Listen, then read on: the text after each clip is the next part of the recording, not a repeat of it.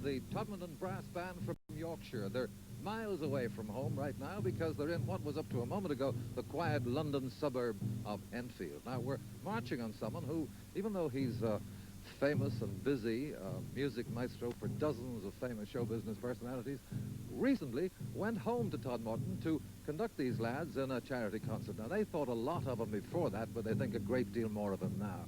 At this moment, in his home here, he's having a quiet family party, and boy, is he going to be surprised when he sees who's popped in to provide the music. Right, lads?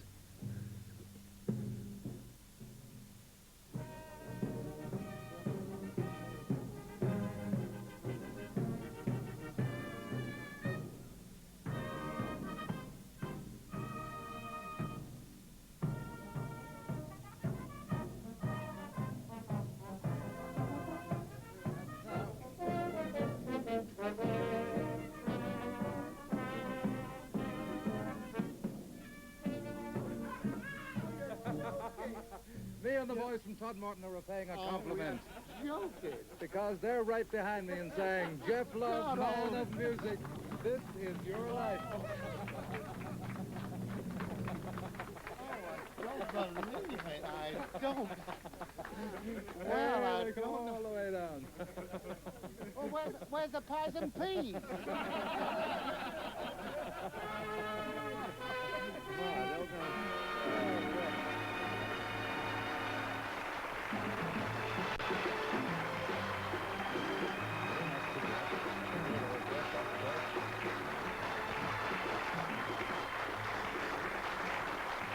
Well, Geoff, your party is continuing here. Of course, your wife Joy, your mother, Mrs. Frankie Love, your son Adrian with his wife Barbie, and someone who wasn't at your party because you thought he was at home in Manchester, your younger son Nigel with his wife Diana. Oh.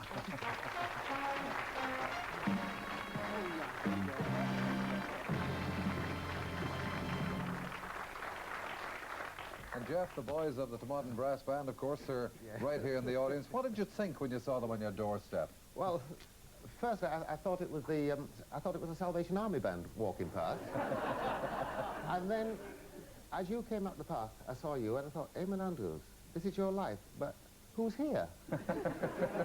And it took quite a little while for it to dawn on me that it might be me. Well, thanks to you, Joy. Of course, you knew the band were coming anyway. Yes, and it was agony. I thought it was the Salvation Army. You did too, yeah. Joy was very quick because, in fact, what did you say when Geoff heard the music? Well, the music I could hear in the distance, and I thought, oh dear, it's going to go wrong. So I said to Adrian, did you leave the telly on upstairs? And he said, no. And Geoff said, it sounds like a band in the street. Can't be. It does, and he went to the front window, and it was absolutely super, because he had no idea at all. Oh, it was a great moment for us, and Geoff Love, this is your life, the lad from Todmorden who went on to renown as a musician, composer, arranger, and musical director to some of the biggest stars in show business. A star himself, known to millions of viewers in shows like this. And that is an authentic drum, isn't it? Now, tell them the name. Tom. Not the name of the drum, your name. Oh, sorry. Geoff. He gets worse. But I don't think it's an authentic African drum, is it? It is, Max. Yeah? Listen. With you there, of course, international star of stage, films, and television, Max Thygrave.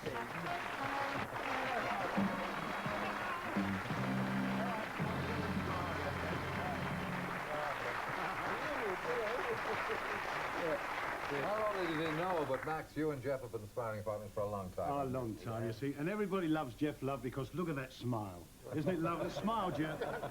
Look at him, look. He makes Edward Heath look like Joe Gormley, doesn't he? Yeah.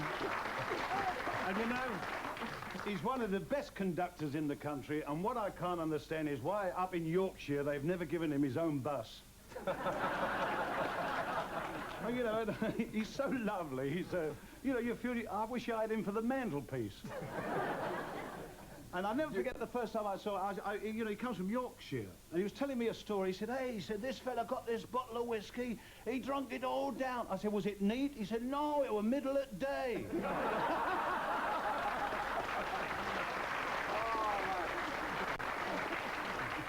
thank you, Max Bygraves. He'd go on all night if I let him. Yeah.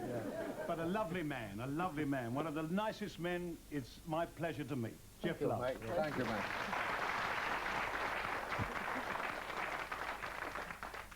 Well, today, Geoff, you're at the top of your profession, but your story starts a long way from the studios and Max and stages of London here into modern Yorkshire, where you were born and brought up on North Country Lad. Though we've a picture of you here, aged 10, which suggests you came from even further north. Where did that come from? That was, I think it was the Ghost Queen or something. I was crowning the Ghost Queen at the local fair. It was the Ghost, yes. What's that? She must have been very tall. Anyway, it's quite unusual for a youngster whose grandmother was a full-blooded Cherokee Indian. Now, Adrian, you've your own talk show on LBC, the London radio station, which makes you the third generation of loves in show business. Will you trace the family line for us? Well, as you say, my great-grandmother, Geoff's grandmother, was a Red Indian. She was also a Methodist missionary in her spare time. She married a black American, and they had a son, which is Kid Love, which was Dad's dad, who was a dancer. He came over from Chicago with a touring cinema. Now, at the same time, Frankie, my grandmother's family, were with a touring theatre. And at this point, it gets a little bit like a rather bad MGM musical, because the cinema and the theatre were working in the same town. They met. They had Geoff. Geoff met Joy. They had us. So with dancers, musicians, and actors, it's pretty hard to be in the Love family without being in the business somewhere. But Nigel, you actually managed to break that because you're a computer programmer. How did you manage that? Well, someone in the family had to get a steady job.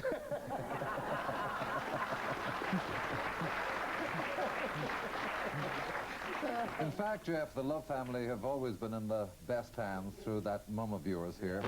Now, although tragedy and hardship in your earliest days, because your dad dies when you're 6 years old, leaving your mother here with 2 children to bring up. That's you and your sister Connie. And, of course, she's here, too. One more for the Love-In. Connie, Love, now Mrs. James.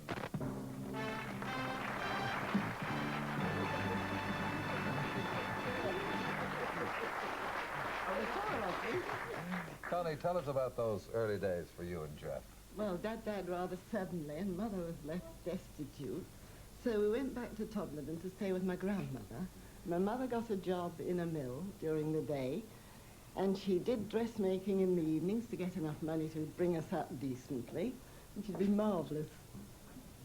And then what about music? How did that come in? Well, I wanted a violin, so my mother bought me one for Christmas. Bit of a struggle, but still. Genuine Strad, £2. And Geoff shared at it in the first place. But I don't think the violin was what you wanted originally, was it? No, I wanted a cello, but we couldn't afford a cello. All right, Connie, thank you very much. Now, well, it's thanks to your mother, Frankie, that in spite of everything, Geoff, your childhood is a happy one and a musical one, too. Because both you and Connie are members of the Todmorden Symphony Orchestra while you're still at school. Amateur symphony. Yes, of course. Now, you began on the violin with your switch to the trombone. Why the change? Well, I hated the violin. I just couldn't bear to hear myself practicing on it. And I always wanted to blow a trombone. And so the orchestra, they bought the trombone for me, and my mother paid them back £1 a week until it was paid for. Well, as it turns out, it's the right move because you show musical promise from the very first. Your musical teacher in those days, Dr. John Mather, has passed on, but there's a musical tradition in his family, too, as we found out when we took a trip back to your old hometown and talked to his son, your good friend, and now himself, president of the Todmorden Symphony Orchestra, Dr. Northage Mather. Yes? I wonder if you remember this house. It was up this pathway to this door that you came as a small boy many years ago. It was on a Sunday afternoon you rang the bell. My father answered the door and you asked him if he would teach you the trombone. You offered to pay £1 a week in order to purchase the trombone. My father at that time was having lessons from one of the Harry trombonists, and so he was able to bring back the Harry trombonist teaching and pass it directly to yourself. And you prospered and did extremely well, and it was not long before you became a member of the Todmorden Orchestra. You may be interested, Geoff, in looking at this trombone. This belonged to my father, and it was the instrument upon which you had your first lesson. You know, Geoff, we're very proud of you in Todmorden, for not only have you done extremely well in your profession, but you have never forgotten your old friends and the town from which you came. Thank you, Dr. Mather. Well, our musical career looks very much on the cards while you're still at school at Broomfield Road, but there's a surprise in store for those who think you've got your sights set on joining a great orchestra. Age just 13, you take your first step towards your real ambition at that time by paying a visit to Crew's Garage in Field and Square, where you hear this voice for the first time. You might make a motor mechanic, lad, but try again in a year's time. Yes, then foreman at Crew's Garage, now your great pal and admirer, Edwin Shawforth.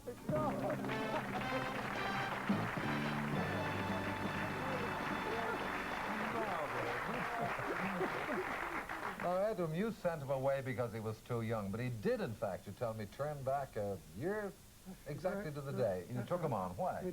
Well, because I think he'd have made a good mechanic if he'd have kept at it. You see, the point, I think, music were in the back of his mind. But, Geoffrey, if you're ever short of a job, we'll start up in partnership together. Thank you, Edwin. Well, your youthful dreams, Geoff, are all of becoming... Yes? I'll tell you one thing, you know, when I first started playing in the local dance band, he used to come and pinch a car out of the garage to get me back from the job at night. He was the chauffeur. Well done. Anyhow, you really were thinking of old Brooklands at the time. You know, you want to be a racing mechanic, but then fate takes a hand here because there's a regular caller at the garage who runs a dance band part-time, and when he discovers you're a trombonist as well, he calls even more often trying to persuade you to join his lineup. Now, today that man is organist at the Tower Lounge in Blackpool. You haven't seen him for 12 years. Yes, that's the man. If you look at that screen, you can see him, Fred Platt. Or Freddie Platt, as we know. Oh, hello, Eamon, and hello, Geoff. You know, it wasn't so easy to drag you from under that motor car in Todmorden all those years ago. And Edward Shawforth was most reluctant to let you out of his sight, and so was your mum. I remember you had to come to tea on Sunday afternoon to try to persuade your mum to let you come along into the band. But I think we all made the right decision. And I'm very glad to say that you have now gone to right to the top, and there's nobody more pleased than I am. And I wish I could be there tonight to shake your hand. Well, after 12 years, Freddie, the man who discovered Geoff Love can do just that. He's working in Blackpool this very night, but he's flying down and back. But here to greet you, here's Freddie himself. Oh, yes.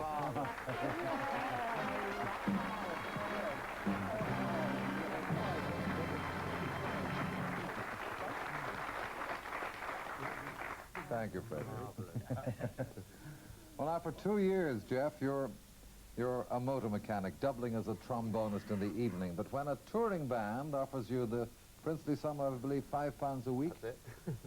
you bid a sad goodbye to Edwin Shawforth here to seek your fortune as a full-time musician. You tap dance and sing as well in those days, but such talents aren't much in demand when war breaks out and you become Rifleman Love of the King's Royal Rifle Corps, stationed at Winchester, where you first meet Joy. And in 1942, you marry. Joy, do you remember, you know, where Geoff's demob payment went when he left the army in 1945? I do. It was just enough for a blue suit for gigs and a piano. Well, your mum at this point is now catering managers at a big dance hall in Tottenham, which is why your first meeting with a certain young lady who's to play an important part in your life takes place in the kitchen there. Now, here's a clue to your next guest, Geoff.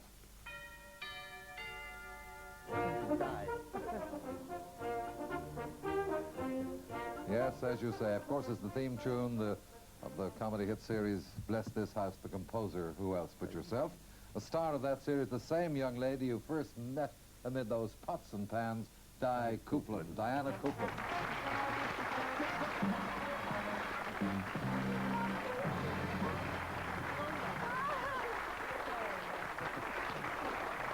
Well, pause before I got one word out, but how did you come to meet in the kitchens, Di?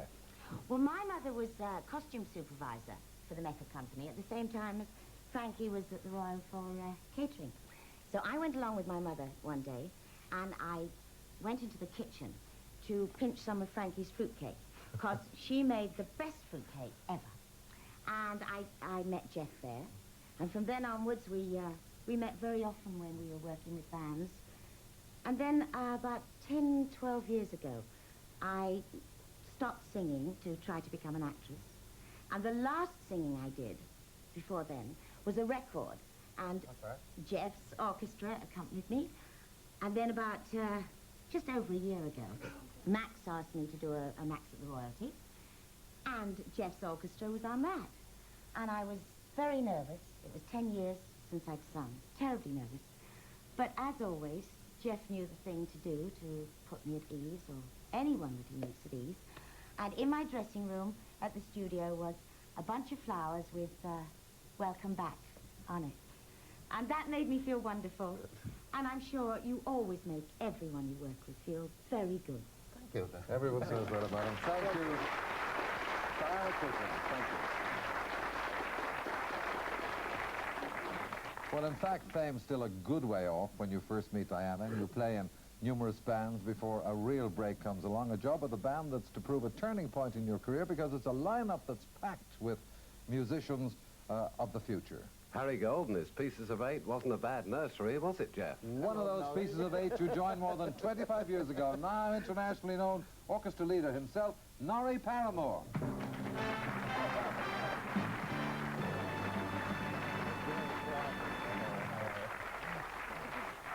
Well, now, quite by coincidence, Norrie, tonight's a big night for those with memories of Harry Gold and his Pieces of Eight. It is, certainly.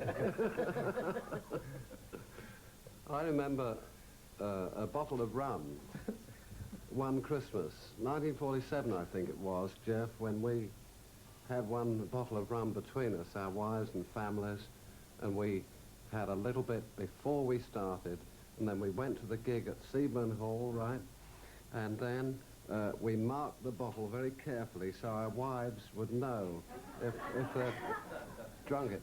And we came back after the gig and the bottle of rum had gone. And we had none. And both the wives in bed. Thank you, Norrie Paramore.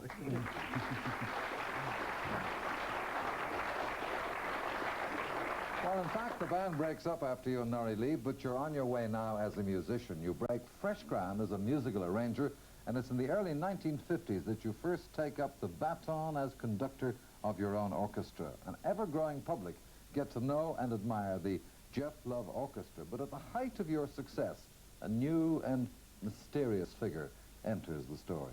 Now, don't tell us so, Eamon, but you're also paying tribute to Manuel and the music of the mountains. Your close colleague in music for more than 25 years and still your very good pal, celebrated recording manager Norman Newell.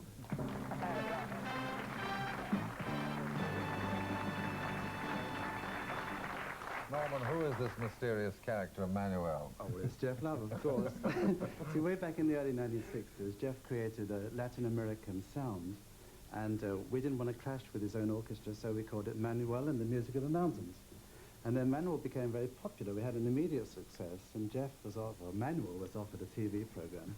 So we had to dress him up in a great big blanket and a sombrero on his head to hide up that unmistakable personality, didn't we? Thank you, Norman Newell. Well, records, television appearances, arranging, composing make the name Geoff Love a byword in the musical world of musical excellence and demand from every branch of entertainment. I say, Mr. Love. Yes, Miss Reed? How do you like my soup? I think it's marvellous. I picked it up in Savile Row. Sometimes I wonder if it was worth bending down for. Just one of the stars who love Geoff Love, international actress and comedian, I need hardly tell you, Beryl Reid.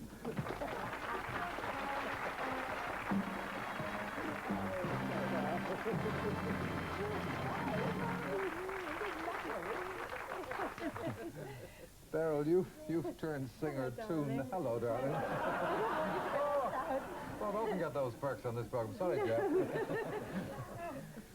Now, this new LP of yours, you know, and so on, Geoff conducting, needless to say. Oh, yes, but he's lovely. Yes, I know I mean, that you too. see, if you couldn't possibly sing a note, and he was conducting you, he'd drag it out of you. If you stand there, sort of paralysed with fright, Geoff Ladd is going, and he really makes you perform. And, you know, and the trouble is, of course, stopping him from joining in. That's, you know, I see. Do you know, if I was really rich, every year I'd spend 6 months in New York, 6 months in Paris, and 6 months in London. But Belle, that's 18 months. That's 6 months in New York, 6 months in Paris, 6 months in London. That's 6 months too many. I've forgotten the line. What's the line?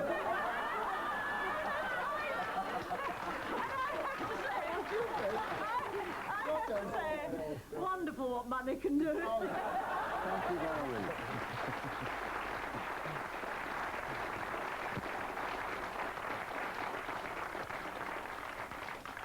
I imagine you have the same trouble with the lines, have you? Yeah.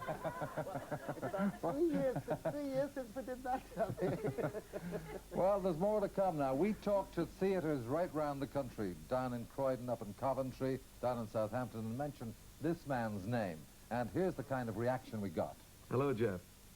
Marvellous to have this opportunity of being with you, and this is your life. Just a small portion of a marvellous tribute to a great guy, a person that spent all his professional life helping entertainers, being sympathetic as a musician, and being a real good friend. I hope you and the family are enjoying this great tribute tonight, that you really have a very happy time.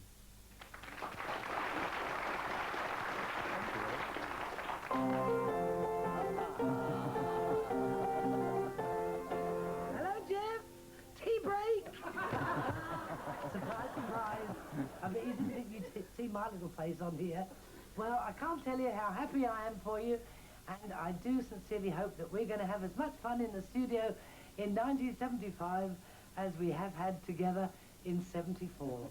Really, it's been a lot of fun, hasn't it? I wish you a very happy evening with all your friends, a very happy New Year too, and God bless. Hello, Geoff. I must say how wonderful it is to share this lovely day with you. As you probably can tell, I'm doing pantomime at the moment. I'm playing Jack and the Beanstalk down in Coventry, which is a far cry from the sort of work that we used to do in the past. Geoff, this is a marvellous day for you, and I'm sure, you know, all of us wish you all the best. And love is your second name, and your wife's name is Joy. And between the two, Geoff, love and joy is what you bring to everybody, whoever meets you. Geoff, it's my pleasure to appear on your show, and we wish you all the best for the future. God bless you. Frank Ifield, Glad Mills, and Frankie Vaughan. And there we end your story, Geoff, but for one more surprise. As we've heard, it's 18 years to the night since you left the band that started you on the road to success. Well, tonight we've struck gold, and here to be with you this very night is Harry Gold himself.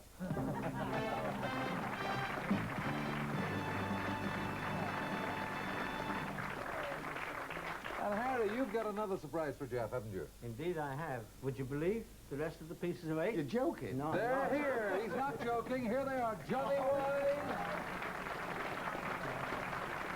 Louis Nussbaum, Laurie Gold, Freddie Tomaso, Ralph Bruce, vocalist Betty Taylor, and of course Norrie Paramore to join the lineup again. Now, Harry, that's the boys all together again. We've all kinds of singing and playing talent on stage. You're going to begin, you know, to end our show with music as we started? Their number that Geoff used to sing with us, in fact, Shine. Oh. 1, 2, 3, 4.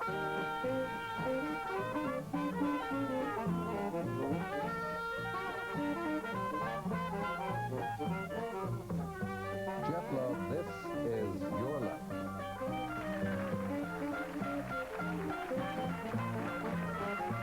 I'll shine away your blues. Come on, shine 'em with your shoes.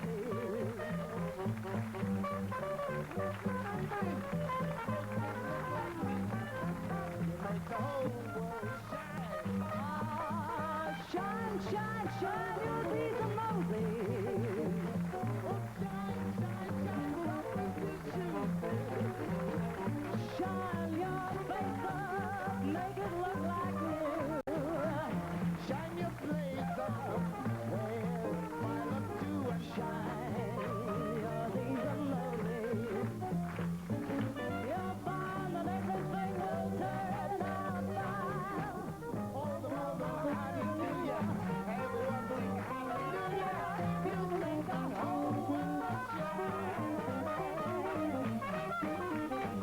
This is James Bond's Greatest Hits, an action-packed album of 20 tracks. James Bond's Greatest Hits, an album